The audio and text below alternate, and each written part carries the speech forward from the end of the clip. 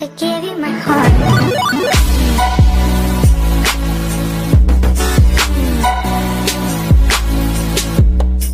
Hello, सत श्री अकाल, नमस्ते, आदाब, कैसे हैं आप। तो गाइज आज सीक्वेंस एंड सीरीज का नया लेक्चर लेके हम आ गए हैं। और आज का जो टॉपिक रहेगा, पिछली बार हमने जो लास्ट वीडियो में जो टॉपिक किया था वो किया था नेस्टेड सीक्वेंस। ठीक है, उससे पहले किया था मोनोटोनिक सीक्वेंसेस, जिसके अंदर या तो इंक्रीजिंग नेचर है या डिक्रीजिंग नेचर है, स्ट्रिक्टली इंक्रीजिंग या स्ट्रिक्टली डिक्रीजिंग, इनमें से कोई एक होना चाहिए था। अगर इनमें से कोई भी है तो वो मोनोटोनिक थी, राइट। आज हम चेक करेंगे क्या जो एग्जांपल्स करेंगे मोनोटोनिक सीक्वेंस के, कि जो ये इसने जो एग्जांपल्स लिखे हैं उनमें से कौन कौन सी मोनोटोनिक है या नहीं है। चलिए बिना टाइम वेस्ट किए वीडियो शुरू करते हैं।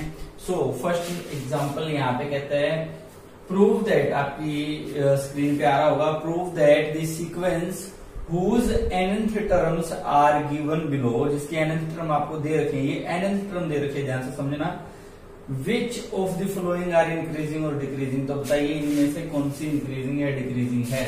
ओके, मैं यहाँ पे पहला लिख रहा हूं। पहला उसने लिखा है 1 plus 1/2 plus 1/2 square plus plus plus 1/2n। ये ध्यान रखो, ये आपको nth टर्म गिवन है, यानी कि इसने यहाँ पे किसकी वैल्यू दी हुई है, an की।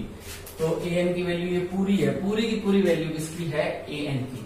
अब इंक्रीजिंग या डिक्रीजिंग नेचर के लिए हम क्या करते, देखो उसके लिए सिंपल फंडा है।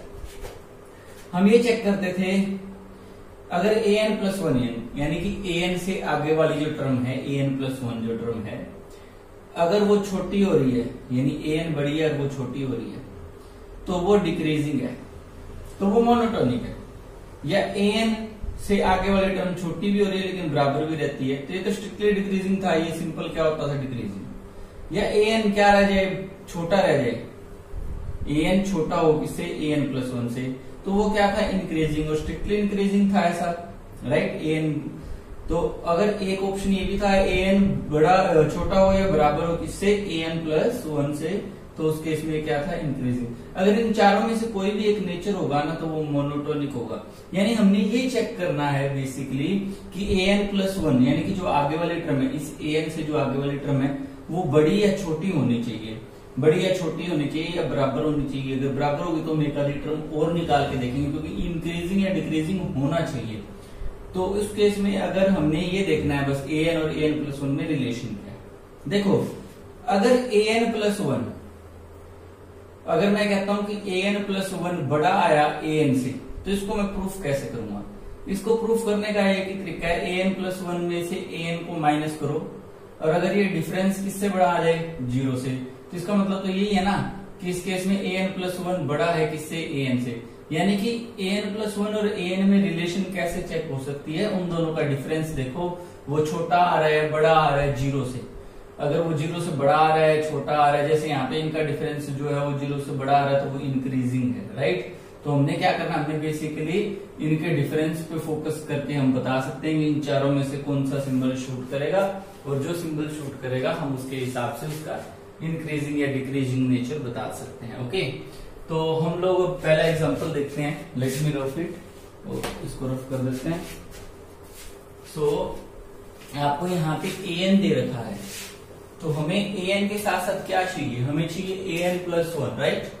सो an प्लस 1, an में यहां तक आया है, तो an प्लस 1 में कहां तक आएगा, 1 प्लस 1/2 प्लस 1/2 स्क्वायर, यहां तक तो आएगा ही आएगा, लेकिन साथ में क्या भी आएगा, 1/2n प्लस 1, क्योंकि हमने इस an के अंदर n टर्म इंक्लूड करी है, तो an प्लस 1 में कितने टर्म्स इंक्लूड करेंगे, एक ज्यादा।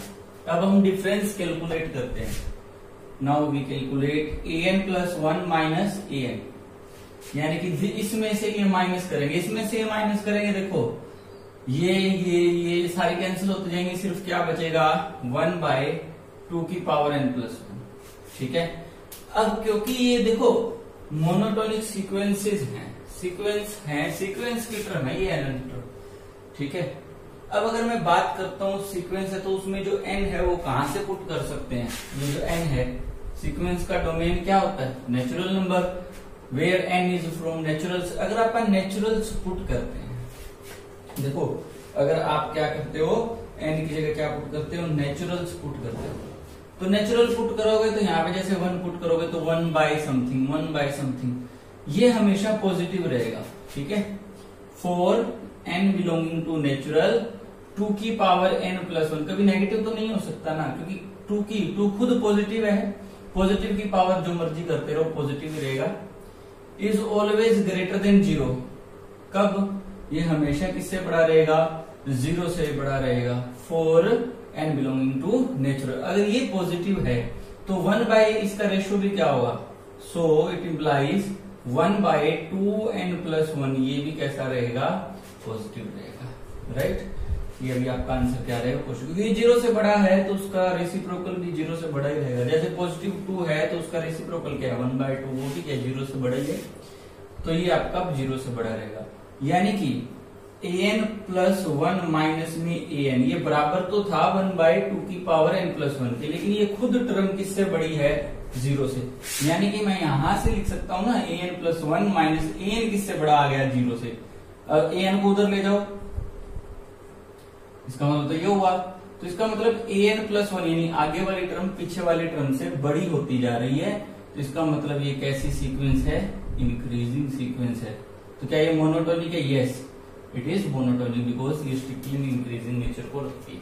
Okay okay, now we should check out for the another example, ताकि हमें और अच्छे से समझ आए। अगर आप लोगों को स्क्रीनशॉट लेना है तो आप स्क्रीनशॉट ले सकते हैं, ठीक है। तो एग्जांपल नंबर 2, इसी का ही सेकंड पार्ट है। अगेन हमें an दिया हुआ है, फिर वही नेचर पूछा है कि बताइए क्या ये इंक्रीजिंग है या डिक्रीजिंग है। Okay, so here an is, यहाँ पे जो आपको an मिला है ना, वो आपको ये मिला है, यहाँ पे an मिला है 3n+7 डिवाइडेड बाय 4n+8। ये किसी सीक्वेंस की nth टर्म है, किसी सीक्वेंस की nth टर्म, राइट। ओके, ये सेकंड पार्ट है आपका। हमें क्या चाहिए होता है इससे, an+1, तो ये हो जाएगा 3n की जगह n+1 + 7 डिवाइडेड बाय 4n की जगह क्या आएगा, n+1 + 8।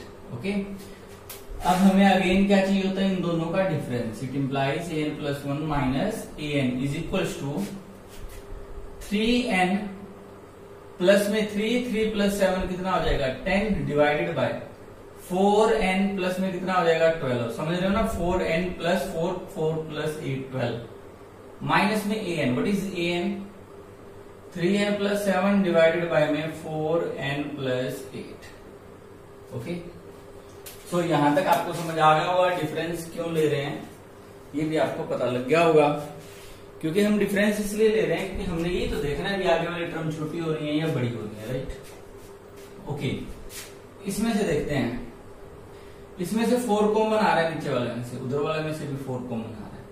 तो ऊपर तो है 3n + 10, नीचे 4 कॉमन आने के बाद यहाँ पे बचेगा n + 3, माइनस में 3n + 7, यहाँ 4 कॉमन आने के बाद क्या बचेगा, n + 2। अब 4 तो दोनों में से कॉमन आ जाएगा 1/4, अंदर एलसीएम बन जाएगा n + 3 × n + 2, n + 3 इंटू में n + 2, ये आपका एलसीएम बन जाएगा। ओके, इधर क्या आएगा, 3n + 10 के साथ कौन आएगा, वो आएगा n + 2, माइनस में 3n + 7 के साथ आएगा आपका n + 3, ठीक है। ये आपका एलसीएम लेने के बाद सारा पोस्टुलेट बन जाएगा। इसको और सोल्व करते हैं, जितना कर पाएंगे उतना करने की कोशिश करते हैं। तो 1/4 आपका बाहर पड़ा रहेगा, 3n को n से करेंगे तो हो जाएगा 3n², 3n को 2 से करेंगे तो हो जाएगा 6n, अब 10 को n से करेंगे तो हो जाएगा 10n, 10 को 2 से करेंगे तो हो जाएगा 20, माइनस 3n को n से करेंगे तो हो जाएगा 3n², 3n को 3 से करेंगे तो हो जाएगा माइनस के 9n, क्योंकि माइनस आगे चलता रहेगा। 7 को n से करेंगे तो 7n, लेकिन किसका, माइनस का, ठीक है। और 7 को जो 3 से करेंगे 21, लेकिन किसका, माइनस का। तो ऊपर वाला सोल्व हो गया, नीचे क्या है आपका, n + 3 इंटू में n + 2। ओके, अब देखो क्या क्या कैंसिल होता है, 3n² positive, 3n² negative, 6n और 10n ये हो गए 16n, 16n हो गए, ये भी 16n, पॉजिटिव नेगेटिव कैंसर। 20 में से 21 गए, माइनस का 1 बचा, 1/4 और ऊपर बचा कितना, माइनस का 1। नीचे n कैसा नंबर है, ये देखो n नेचुरल नंबर है, नेचुरल है तो ये भी पॉजिटिव नंबर, ये भी पॉजिटिव नंबर, दो पॉजिटिव नंबर की मल्टीप्लाई कैसे बनेगी, पॉजिटिव। अब ये टोटल कैसा नंबर बनेगा, ऊपर -1 है, नीचे पॉजिटिव है, तो 1/4 ऊपर कैसा नंबर बनेगा, नेगेटिव, तो टोटल आंसर कैसा आएगा, नेगेटिव। नेगेटिव आएगा तो मतलब लेस देन 0, तो यानी यहाँ पे an+1 माइनस an किससे छोटा आया, 0 से छोटा आया।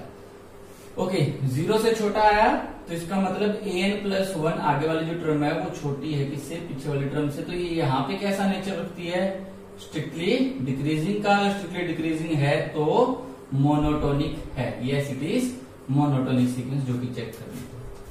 क्या ये बाउंडेड है, उसके लिए हम आगे n को इनफाइनाइट लेके चलेंगे, उससे पता करेंगे कि ये बाउंडेड है या नहीं है। ठीक है, अगर हम n की जगह 1 पुट करते हैं तो भी पता लग जाएगा लोअर बाउंड क्या है, क्योंकि नेचुरल नंबर कहां से शुरू होते हैं, 1 से। जब a1 की बात करूंगा यहाँ पे n की जगह क्या भरूंगा, 1, उससे पता लग जाएगा पहली टर्म क्या है, राइट। और जब n को इनफाइनाइट पुट करूंगा तो इसका मतलब ये जब नेचुरल चलते रहेंगे तब ये कहां पे जाकर रुकेगी, उससे भी पता लग जाता है, लोअर और अपर बाउंड दोनों पता लगते हैं। अगर n को 1 पुट करते हैं तो ऊपर वाली टर्म क्या बनेगी, यहाँ पे 10 बाय में, यहाँ पे अगर मैं 1 पुट करता हूँ तो 4 × 1 4 + 8 12, और इसको अगर हम सोल्व करते हैं तो आंसर क्या आएगा, 5 6, तो 5/6। तो इसकी कम से कम वैल्यू कितनी हो सकती है, इस सीक्वेंस की कम से कम वैल्यू हो सकती है 5/6। तो इसका लोअर बाउंड कौन काम करेगा, 5/6। एंड इसका हाईएस्ट बाउंड फाइंड करने के लिए बोलो, अगर और आगे फाइंड करना है तो n को कितना पुट करेंगे, हम n को पुट करेंगे इनफाइनाइट। ठीक है, तो अब पहली टर्म इसकी 5/6 है, और n को इनफाइनाइट पुट करने पे क्या टर्म बनेगी, वो छोटी बनेगी या बड़ी बनेगी, उससे हम पता लगाएंगे कि इंक्रीजिंग है या डिक्रीजिंग है। वैसे हमें पता लग गया था ये कैसी है, स्ट्रिक्टली डिक्रीजिंग है, तो यानी इसका जो बाद वाला जो बाउंड आएगा वो बहुत कम आएगा। ठीक है, n को इनफाइनाइट पुट करोगे तो ऊपर देखोगे तो n कॉमन निकाल लीजिए, 3 + 7/n, राइट। और नीचे आप n को फिर से कॉमन निकाल लीजिए, 4 + 8/n, n से n कैंसिल, इनफाइनाइट पुट करने पे ये 0 तो कितना, 3/4। तो ये सीक्वेंस के दो बाउंड हो गए। ये सीक्वेंस 5/6 से चलती है ना, 5/6 से उससे चलना शुरू करती है, लेकिन कहां तक पहुंच पाती है, ये लास्ट कहां तक पहुंच पाती है, 3/4 तक, वो भी कब, जब n इनफाइनाइट रहता है, तो यानी उससे अक्सर क्या रहती है, छोटी। तो इस तरह की नेचर है, ये डिक्रीज हो रहा है, देखो 5/6 से कहां जा रहा है, 3/4। तो ये सीक्वेंस हम ऐसे बाउंड भी फाइंड कर सकते हैं, n की जगह 1 भरोगे तो आपको पता लग जाएगा कि जो सीक्वेंस है वो कहां से स्टार्ट हो रही है। ओके, चलिए now we do another example to discuss the convergence of the sequence। अब हम convergence of the sequence find करेंगे। देखो convergence of sequence हम आपको मैंने पहले बताया था, आप चाहें तो limit n tending to infinite an में पुट करके देख लीजिए। ठीक है, उससे आपको पता लग जाएगा कि कन्वर्जेंट है या डाइवर्जेंट है। अगर एक बढ़िया फाइनाइट आंसर आता है तो कन्वर्जेंट है, लेकिन हम मोनोटोनिक के हिसाब से भी कर सकते हैं। हमने एक थ्योरम करी थी मोनोटोन कन्वर्जेंस थ्योरम, उसमें क्या था, ध्यान से सुनना। मोनोटोन कन्वर्जेंस थ्योरम ये कहती है कोई भी सीक्वेंस अगर मोनोटोनिकली डिक्रीजिंग है तो उसका जहां पे भी लोअर बाउंड होगा, जब भी उसका क्या होगा, lower bound, greatest lower bound, वो उसको वहां पे कन्वर्ज करेगी।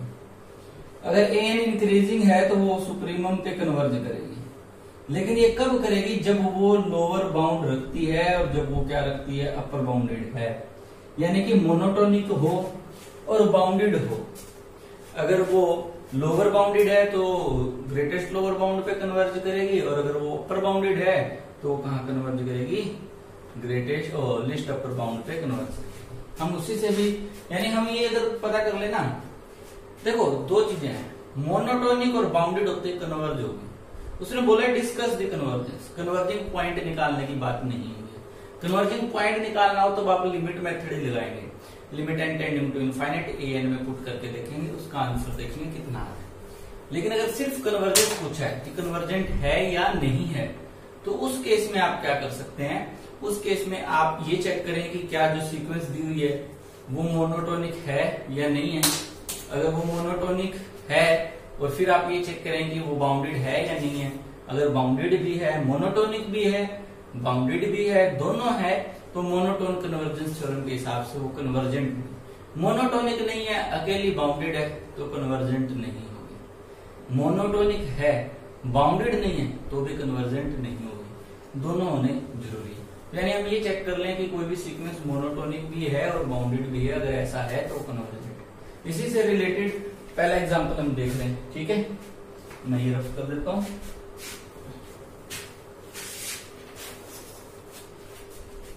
डिस्कस दी कन्वर्जेंस आपकी स्क्रीन पे भी आ रहा होगा। वेयर इस सीक्वेंस की कन्वर्जेंस डिस्कस कीजिए कि कन्वर्जेंट है या नहीं है। जहां पे आपको an दिया हुआ है 2n-7 बाय में 3n+2। पहले हम ये चेक करते हैं कि क्या ये कन्वर्जेंट ये मोनोटोनिक है या नहीं है। उसके लिए we should find an+1, right. तो ऊपर कितना बनेगा 2n+2 बनेगा, -7 तो 2n-5, 3n+5, समझ गए। n+1 पुट करेंगे ना तो 3n+3 पर प्लस में 2 भी पड़ा है। अब हम क्या करते हैं ना, वो an+1 माइनस an, वो क्या बनेगा 2n-5 के साथ कौन आएगा 3n+2 माइनस में 2n-7 के साथ कौन आएगा, वो आएगा 3n+5। और नीचे इन दोनों का एलसीएम हम पता लग गया था हमें, क्या था 3n+2 इंटू में 3n+5, right. Okay, 6n² plus में 4n माइनस में 15n माइनस में 10, 2n and 3n, 6n² लेकिन किसके माइनस के, 2n and 5 10n लेकिन किसके माइनस के, 7 into 3 21n लेकिन किसके प्लस के, -35 लेकिन किसके प्लस के हो जाएंगे, समझ रहे हो। एंड नीचे जो है आपका 3n+2 इंटू में 3n+5, राइट। तो 6n², ओके। ये बनेगी 15 तो माइनस के हैं, 4 किसके हैं प्लस के हैं। 15 में से 4 गए, यहाँ पे बचे 11n माइनस के और वहां पे बचेंगे 11n प्लस के। तो ये टोटली हिसाब क्लियर हो गया। ये 10 और फिर ये ऊपर बचेगा 15, 25 ऊपर बचेगा 25, ओके। एंड नीचे बचेगा 3n+2 एंड 3n+5। अब n कैसा नंबर है, देखो n is a positive number. n natural है तो पॉजिटिव है। नीचे पॉजिटिव, ऊपर भी पॉजिटिव, और दो पॉजिटिव नंबर का रेशियो कैसा आता है, हमेशा पॉजिटिव, यानी ग्रेटर देन 0। 0 तो हो ही नहीं सकता ना, 0 किस केस में नहीं हो सकता, तो हमेशा 0 से बड़ा। यानी कि an+1 माइनस an, उसका जो डिफरेंस है 0 से बड़ा है। इसका मतलब ये हुआ an+1 बड़ा हो रहा है किससे, an से। अगर an से बड़ा हो रहा है तो इसका मतलब ये क्या है, स्ट्रिक्टली इंक्रीजिंग। अगर स्ट्रिक्टली इंक्रीजिंग है तो हेंस मोनोटोनिक, तो वो क्या भी होगी, मोनोटोनिक भी होगी, राइट। अगर वो मोनोटोनिक है तो एक काम तो हमारा पूरा हो गया कि वो मोनोटोनिक हो चुकी, ठीक है। ओके, अब हम ये देखते हैं कि क्या ये बाउंडेड है या नहीं है। मोनोटोनिक तो है, तो हम an की कुछ टर्म्स लिखना शुरू करते हैं। नाउ an सीक्वेंस की जो टर्म्स है वो क्या क्या होगी। n की जगह पहले 1 पुट करो, ऊपर बनेगा 2 -7 बाय में नीचे बनेगा 5, नहीं 1 2, हाँ 5, तो ऊपर बनेगा -5 बाय में 5, यानी क्या बनेगा, पहली टर्म क्या आएगी इसकी -1। n की जगह 2 पुट करो, 4 -7 बाय में 3 इंटू 2 6 बाय 2, यानी कि आ जाएगा -3/8। मैं लिख रहा हूं क्या क्या बनेंगे इससे, -3/8 एंड उसके बाद में -1/11 बनेगी, 1/14 बनेगी, 3/17। ये कुछ टर्म्स कैलकुलेट कर रखे हैं, फिर ऐसे चलती जाती है टर्म्स, राइट। ओके, अब यहां से आप एक स्टडी करेंगे कि ये जो सीक्वेंस है इसकी सबसे छोटी टर्म कौन सी है। इसकी सबसे छोटे टर्म कौन से? देखो एक चीज मेरे को यहाँ पे बताओ, इसका नेचर क्या था? स्ट्रिक्टली इंक्रीजिंग, यानी इसकी पहली टर्म छोटी है, उससे बड़ी, उससे बड़ी, उससे बड़ी, उससे बड़ी, उससे बड़ी। तो इसमें सबसे पहली टर्म कौन सी है? -1। तो -1 इसकी सबसे छोटी टर्म हुई, क्यों? क्योंकि ये स्ट्रिक्टली इंक्रीजिंग नेचर रखती है। तो अगर -1 सबसे छोटी टर्म है तो बाकी टर्म्स तो ये बढ़ती जा रही है। ठीक है। और इसकी फाइनल टर्म अगर मेरे को निकालनी है तो मैं n की जगह क्या लेके इनफाइनाइट पुट करूंगा, लेकिन उसके लिए n को आपको बाहर निकालना पड़ेगा। n यहाँ पे बचेगा 2 - 7/n और नीचे n 3 + 2/n, तो n से n कैंसिल हो जाएगा, राइट। और n की जगह इनफाइनाइट पुट करोगे तो आंसर कितना आएगा? 2/3। ये कब आया? जब हमने n यानी नेचुरल को हमने कहां पे लेके जाने की कोशिश करी है? 2/3 पे। लेकिन ये 2/3 सीक्वेंस की टर्म नहीं है। 2/3 एक बाउंड है। सीक्वेंस की टर्म कब होती है? जब n एक्चुअल में बराबर हो जाता है किसके? इनफाइनाइट के। क्योंकि सीक्वेंस में तो पुट करके निकलता है ना, n की जगह 1 पुट करो, n की जगह 2 पुट करो, n की जगह इनफाइनाइट पुट नहीं किया, हमने टेंड करवाया। तो ऊपर से भी वो एक तरह से बाउंडेड है, राइट। अब हम ये कह सकते हैं कि अब हमारे पास ना सबसे छोटी टर्म क्या है आपके पास? an की जो सबसे छोटी टर्म है वो क्या है? -1। और उसका एक बाउंड का काम कर रहा है कौन? 2/3। 2/3 क्या है? एक छोटी टर्म है। देखो 2 को अगर आप 3 से डिवाइड करते हो, 2 को अगर आप 3 से डिवाइड करते हो तो कितना आएगा? ये आएगा 0.7, यानी कि इसकी कोई भी टर्म कहां तक नहीं पहुंच सकती? 0.7 तक, उससे छोटी रहती है। और इधर किससे बड़ी रहती है? -1 से। यहां वो घूमती है an।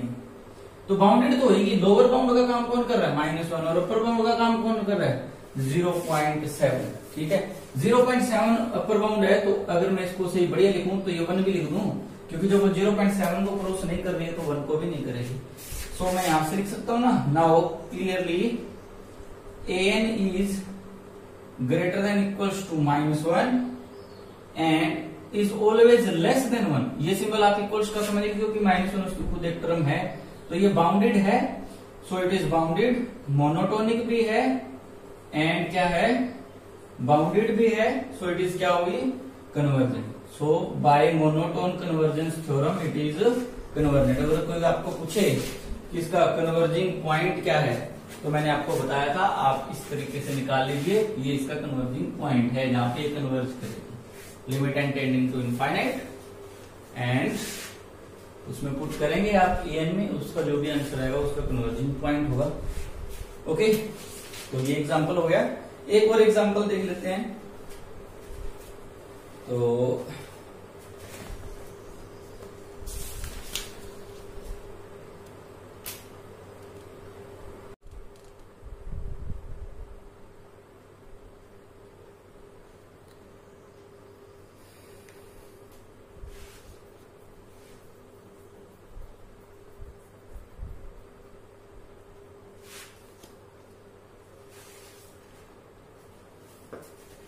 ये मोस्ट इंपोर्टेंट एग्जांपल है जो हम देख रहे हैं।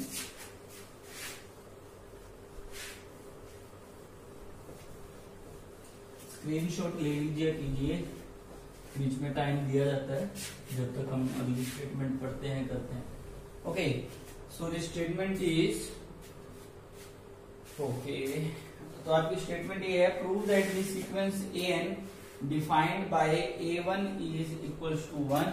कहते एक सीक्वेंस है जिसकी पहली टर्म तो सेपरेटली डिफाइंड है 1, और बाकी जितनी भी टर्म है an वो डिफाइंड है अंडर रूट में 2 प्लस में n माइनस। वो कहता है converges to the positive root of the equation. ये जो सीक्वेंस है ये कन्वर्ज कर रही है, converges to positive root of the equation. इस इक्वेशन के पॉजिटिव रूट को कन्वर्ज कर रही है x² minus x minus 2 is equals to 0। ठीक है, वो इसको आपको क्या कर दिया? कन्वर्ज। यहाँ पे थोड़ा सा कॉन्सेप्ट देखो। a1 ये दे रखा, मैं a2 बनाता हूं। What is a2? यानी की जगह मैंने 2 पुट किया तो यहाँ पे बनेगा रूट में 2 प्लस में an माइनस 1, यानी a1 की वैल्यू कितनी है? 1, यानी कितनी बनेगी? √3। समझ रहे हो? एंड a3 की बात करूं तो वो कैसे बनेगी? 3 प्लस में a2 की वैल्यू, और a2 की वैल्यू कितनी है? √3। एंड इस तरह से सो ये टर्म्स इस तरह से बनाएंगे। कहते हैं ये जो सीक्वेंस है ये कन्वर्ज कर रही है और इसके पॉजिटिव रूट को कन्वर्ज करेगी। इसके कोई दो रूट आते होंगे ना, क्योंकि ये क्वाड्रेटिक इक्वेशन एक नेगेटिव आता होगा एक पॉजिटिव आता होगा, लेकिन जो इसका पॉजिटिव रूट है उसको ये कन्वर्ज करेगी। Fine, okay. सो हमने इसके अंदर पहले हम नेचर चेक करते हैं कि क्या ये कन्वर्जेंट है भी या नहीं, है ना। और कन्वर्जेंट है या नहीं उसके लिए हम सिंपल सा मेथड है। अब कई बच्चे सोच रहे होंगे कि limit N tending to infinite लगा के हम सीधा निकाल रहे हैं इसका answer. Limit N tending to infinite लगाओगे, लेकिन लगाओगे कैसे? यहाँ पे आपको वैल्यू नहीं पता ना an माइनस वन की, कोई फॉर्मूला नहीं है। अगर फॉर्मूला होता जैसे an is equal to 2/n² type की क्वार्टर में, फिर एन टेंडिंग टू इनफाइनाइट लगा के आप पता कर लेते, ये कुछ और होता। लेकिन यहाँ से n से बनी नहीं, ये पिछले टर्म से कनेक्ट कर दिया इसने।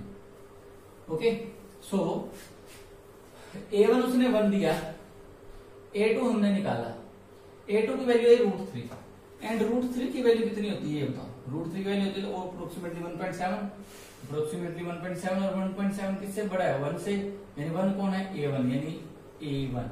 तो यानी एक बात तो पक्की होगी, a1 से बड़ा कौन है? a2, और a2 से बड़ा कौन है? a3। दिख ही रहा है, उसके अंदर कुछ प्लस हो गए फिर आंसर निकल रहा है। तो एक चीज तो यहां से डैम श्योर है कि आगे वाली टर्म्स क्या होती जा रही हैं? बड़ी होती जा रही हैं। Clearly an+1 is greater then an, so the sequence an, ये जो सीक्वेंस है an is monotonically increasing sequence. एक काम हो गया ये अपना, है ना। क्योंकि मैं पहले नेचर चेक कर रहा हूँ, नेचर चेक करने के लिए पहले मैं ये चेक कर लेता हूँ कन्वर्जेंट है या नहीं है। उसके लिए पहले मैं ये चेक कर लेता हूँ कि क्या वो मोनोटोनिक है या नहीं है। तो मोनोटोनिकली इंक्रीजिंग सीक्वेंस। दूसरा, now we have to check it is bounded और नॉट। देखो पहली टर्म क्या है? लोअर बाउंड जो है वो था √2 + an-1 के इक्वल था, राइट। अब अगर मैं बात करूं a1 की, तो a1 की वैल्यू कितनी थी? 1 किससे छोटा है? 1 2 से छोटा है। मैं PMI लगाना चाह रहा हूँ, PMI लगा रहा हूँ तो मान लिया a1 की वैल्यू 1 और 1 किससे छोटी है? 2 की। लेट ये भी सपोज कर लेते हैं कि am जो है ना, am वो भी किससे छोटा है? 2m से। किससे छोटा है? 2m से। देखो अब अगर मैं बात करता हूँ am+1 की, अब हम बात करते हैं किसकी? am+1 की। तो मैं यहां से क्या लिख रहा हूं कि उससे पहले 2 + am किससे छोटा हो जाएगा? 4 से, क्योंकि मैंने दोनों साइड अप्लाई कर दिया। मैंने लगा दिया इसके ऊपर रूट। जैसे मैंने रूट लगाया इधर भी क्या आ जाएगा? रूट। तो रूट में 2 + am वो किससे छोटा है? वो छोटा होगा किससे? 2 से। अब am किससे छोटा था? am खुद बड़ा था किससे? am-1 से। क्यों बड़ा था? क्योंकि am इंक्रीजिंग है। इंक्रीजिंग है तो इससे पीछे वाली टर्म्स तो छोटी रहेंगी। अगर ये टर्म 2 से छोटी है तो डैम श्योर है 2 + am-1 भी किससे छोटा है? 2 से तो छोटा है, क्योंकि यहाँ पे मैंने कम टर्म ले ली, यहाँ पे मेरे ज्यादा थी तो भी किससे छोटा था? 2 से। ठीक है, इसे PMI की आर्टिफिशियल प्रोसेसिंग है। आर्टिफिशियल क्यों है? क्योंकि ये वैल्यू 1 से छोटी थी तो मैं इसको 2 से छोटा मान के चला, अगले को भी सपोज कर लिया कि किससे छोटा आएगा? 2 से छोटा आएगा। ओके, तो यहाँ से मेरे को ये मिल गया √2 + am-1 लेस देन किससे आ गया? 2 से, यानी कि बाउंडेड हो गई। तो यानी कि ये मतलब हुआ कि जो am+1 है वो भी, देखो am-1 किससे छोटी है? 2 से। am किससे छोटी है? 2 से। तो अगर मैं देखें ये दोनों सेम है, इससे एक स्टेप आगे चला गया तो भी 2 से छोटा। तो इस तरह से मैं ये भी लिख सकता हूँ, इसको am से रिप्लेस कर दूं तो ऊपर वाले को किससे रिप्लेस करता हूँ? m+1 से। वो भी किससे छोटा? 2 से। यानी कि ये बाउंडेड है। बाउंडेड कौन कौन से बाउंड से? an बड़ी तो है किससे? बड़ी आपकी 1 से, एंड छोटी है आपकी किससे? 2 से, राइट। तो 1 और 2 के बीच में ये फंसी हुई है, इसका मतलब क्या होगा? बाउंडेड। और ये मोनोटोनिक है, बाउंडेड है और इंक्रीजिंग है, क्योंकि 1 से 2 तक जा रही है। मोनोटोनिक, बाउंडेड एंड कैसी? इंक्रीजिंग। तो ये क्या करेगी? कन्वर्ज करेगी। ठीक है, अब हम निकालते हैं इसका कन्वर्जिंग पॉइंट। मान लेते हैं इसका कन्वर्जिंग पॉइंट जो है limit N tending to infinite an, वो जो आया उसका आंसर को ये लफा आया। ठीक है, और n की जगह हमने कितना पुट किया? इसमें इनफाइनाइट पुट किया। ओके, तो अब हमारे पास क्या दिया हुआ था कि जो an था, an तो क्या था? ये टर्म थी, और n हमेशा पॉजिटिव है, n हमेशा पॉजिटिव है तो ये हमेशा किससे बड़ा आएगा, 0 से। यानी an हमेशा बड़ा किससे है, 0 से बड़ा है। साथ में अगर an 0 से बड़ा है तो अगर मैं यहाँ पे बात करूं an+1 की, यहाँ पे अगर बात करें an+1 की तो उसको लिख सकता हूं √2 + an, राइट। जैसे an ये है, √2 + an-1 है, n है तो n-1 या n+1 है तो an आ जाएगा, ठीक है। अगर मैं इधर स्क्वायर ले लेता हूं an+1 का स्क्वायर तो उधर क्या बनेगा 2 + an, और इधर जब आ जाओगे तो ये बनेगा an+1 का स्क्वायर -an-2, ठीक है। और मैंने ये क्या मान रखा है, जब n को इनफाइनाइट लेता हूं तो an मेरा किसका काम करता है, अल्फा का। तो इसका मतलब अगर n को इनफाइनाइट लेता हूं तो an+1 भी किसका काम करेगा, अल्फा। क्योंकि इनफाइनाइट जाने के बाद तो सारी वैल्यू सेम है, अल्फा अल्फा। तो अगर मैं = 0 for n approaching to infinite, क्योंकि उससे पता लगेगा ना, अगर n को आप कितना लेके जाएंगे, इनफाइनाइट लेके जाएंगे तो पता लगेगा ये कहां कन्वर्ज कर रही है। तो n को इनफाइनाइट लेके जाऊंगा, ये भी अल्फा का काम करेगा, अल्फा स्क्वायर, ये भी अल्फा का काम करेगा, -2 = 0। और यहाँ पे अल्फा क्या थी, अल्फा वो वैल्यू थी जिसको an क्या कर रहा था, कन्वर्ज कर रहा था। an किसकी तरफ जा रहा था, अल्फा की तरफ। यहां से हम अल्फा की अगर वैल्यू निकालें तो एक्चुअल में क्वाड्रेटिक इक्वेशन है जो किसके सिमिलर है, x² - x- में 2 = 0 के सिमिलर है। यानी कि जो इसमें x की वैल्यू आएगी भाई इसमें किसकी वैल्यू आएगी, अल्फा की वैल्यू आएगी। तो यानी इसके रूट और इसके रूट सेम है, तो अल्फा का जो ये रूट है यहां से अल्फा की वैल्यू निकाल सकते हैं। अल्फा के इस रूट को, इसके रूट को क्या नाम दूंगा, अल्फा की वैल्यू। और अल्फा की वैल्यू को कौन कन्वर्ज कर रहे हैं, an, यानी कि x की वैल्यू को कौन कन्वर्ज कर रहा है, an। सो यहां से मैं कह सकता हूं, so yes an converges to positive root of this equation, ठीक है। सो ये आपका मोस्ट इंपोर्टेंट एग्जांपल था। बीच में थोड़ी कंफ्यूजन हो सकती है, ठीक है, पर एग्जांपल होगा ऐसे तरह, इसी तरह से होगा। अगर फिर भी ना समझ आया तो मैं एक बार दोबारा बता देता हूँ। पहले हमने चेक किया कि इसमें इंक्रीजिंग है डिक्रीजिंग, वहां से हमने a1 a2 a3 निकाला, साफ पता लग गया कि n+1 बड़ा है किससे, an से, ओके। फिर an की वैल्यू क्या दी हुई थी, ये दी हुई थी, क्योंकि इंक्रीजिंग का पता लग गया ना। अब हम चेक करते हैं कि क्या ये बाउंडेड है या नहीं। तो an की वैल्यू दी हुई थी √2 + an-1, ठीक है। मैंने इसमें प्रिंसिपल ऑफ मैथमेटिकल इंडक्शन लगाया, आर्टिफिशियल वाला। उसमें क्या किया, n की जगह 1 लिया, और 1 की वैल्यू तो मेरे को पता थी 1 है, और मैंने उसको किससे लेस लेके चला, 2 से। यहाँ पे आर्टिफिशियल लगा, ठीक है, यहाँ पे सुपोज किया गया 2 से लेस है। तो am+1, am भी मैंने मान लिया, जैसे 1 के लिए 2 से छोटा है मान लेते हैं, m के लिए भी किससे छोटा रहेगा, 2 से, यानी am किससे लेस रहेगा, 2 से। अब फिर मैंने क्या किया कि मैंने इस am में 2 इधर ऐड किया, 2 इधर ऐड किया, यानी 2 + am किससे छोटा रहेगा, 4 से। फिर मैंने ले लिया रूट, यानी 2 + am किससे छोटा रहेगा, √4 से। √4 कितना लिया मैंने, 2, ठीक है। तो √2 + am किससे छोटा आ गया, 2 से।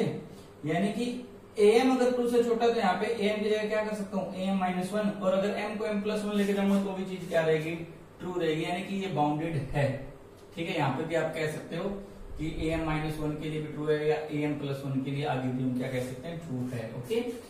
तो यहाँ से हम ये पता लग गया कि ये बाउंडेड है, और इसके जो बाउंड्स हैं वो क्या है, 1 और 2 है। बाउंडेड पता लग गया, फिर हमने चेक करना था कि इसका कन्वर्जन पॉइंट क्या है। तो उसके लिए मान लिया कि an कहाँ कन्वर्ज कर रही है, अल्फा को। इसको इतना मान के हमने एक बार एग्ज्यूम कर लिया। अब हमने ये लिया an+1 इसके हिसाब से दिया, an इसके बराबर है तो an+1 इसके बराबर होगा, राइट। फिर हमने लिया स्क्वायर, उसको उठा लिया, उसको इधर ले आए। लेकिन an को अगर इनफाइनाइट लेके जाते हैं तो an किसका काम करता है, अल्फा का। तो ये भी किसका काम करेगा, अल्फा का। इसके रूट अल्फा की वैल्यू देंगे, और जो इक्वेशन दे रखे उसके रूट क्या देंगे, x की। लेकिन दोनों इक्वेशन एग्जैक्टली सेम है, तो दोनों के रूट भी क्या है, एग्जैक्टली सेम। तो यहाँ पे अल्फा की वैल्यू हमें वो वैल्यू देगी जहाँ पे an कन्वर्ज कर रहा है, यहाँ पे x भी तो वही वैल्यू देगा। तो हम ये कह सकते हैं इसका आंसर जो अल्फा है एक्चुअल में वो इसी का ही रूट है, ठीक है। तो ये आपके सारे क्वेश्चंस हो जाएंगे। अब आप 2.3 एक बार ट्राई करना, और कल हम फिर नेक्स्ट वीडियो में आगे और लेक्चर लेंगे। इसी के साथ if you do like this video please like, share, subscribe. इसी के साथ अलविदा लेते हैं। जय हिंद, खुश रहो, आबाद।